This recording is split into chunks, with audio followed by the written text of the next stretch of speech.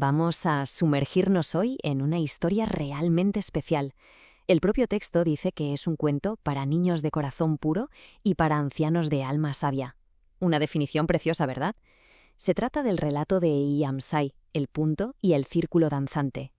La historia arranca con una pregunta que creo que de una forma u otra nos hemos hecho todos alguna vez. Esa sensación de ser como una mota de polvo en un cosmos infinito. Pues justo ahí, en esa pregunta, es donde empieza este viaje. Y aquí es donde conocemos a nuestro protagonista, Iamsai, que no es una persona ni un animal, no, es simplemente un punto de luz. Un punto que a pesar de su propio brillo, se siente totalmente solo, perdido en la oscuridad, preguntándose cuál es su razón de ser.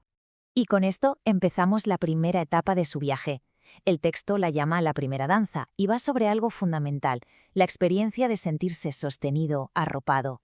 Este es el punto de partida, la tesis. Iamsai es la soledad en estado puro. Tiembla ahí, en medio de la inmensidad, preguntándose ¿quién soy? ¿Por qué estoy aquí? Vamos, que es la personificación de la duda existencial. Pero entonces llega la respuesta. Una voz, inmensa pero suave, le revela algo que lo cambia todo. La antítesis a su soledad. Le dice que no está solo, que es parte de algo mucho más grande, que es un punto valiosísimo dentro de un hogar divino. Y así es como llegamos a la síntesis de esta primera danza.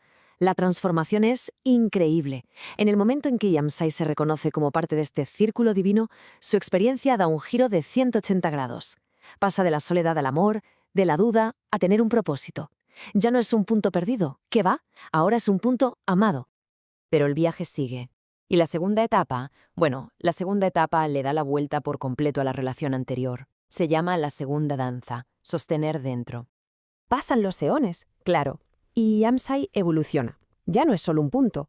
Su luz crece y crece hasta que él mismo se convierte en un círculo. Esta es la nueva tesis. El que antes era contenido, ahora es el contenedor.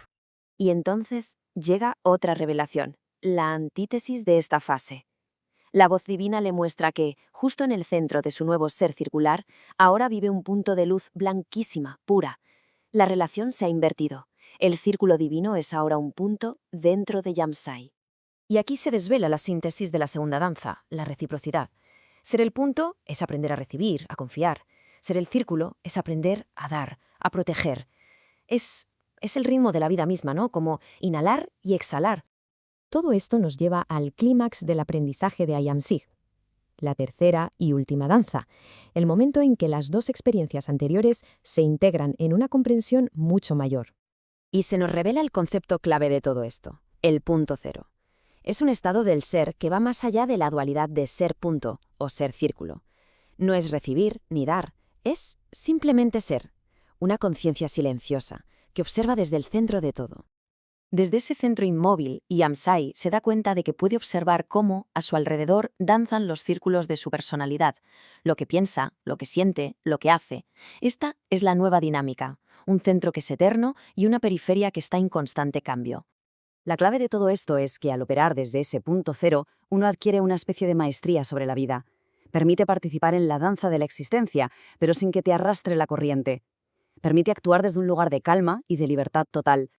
Y así llega la realización final de la tercera danza. En ese centro de quietud, la diferencia entre Iamsai y lo divino simplemente se desvanece. El punto y el círculo se funden. La separación era solo una perspectiva dentro de la danza. Muy bien, pero ¿qué significa todo esto para la vida real, para el día a día? Pues la historia termina justo ahí, llevando esta danza cósmica a nuestra experiencia humana.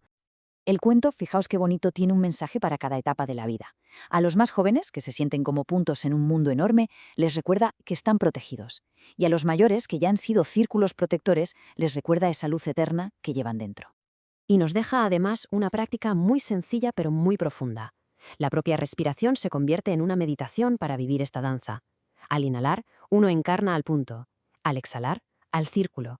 Y en esa pausa, en ese silencio entre una y otra, se toca ese centro eterno. Y con esto la historia nos deja una pregunta en el aire. Porque no es solo un cuento cósmico, es una invitación a encontrar ese punto cero en medio del ajetreo, de las alegrías y de las dificultades del día a día.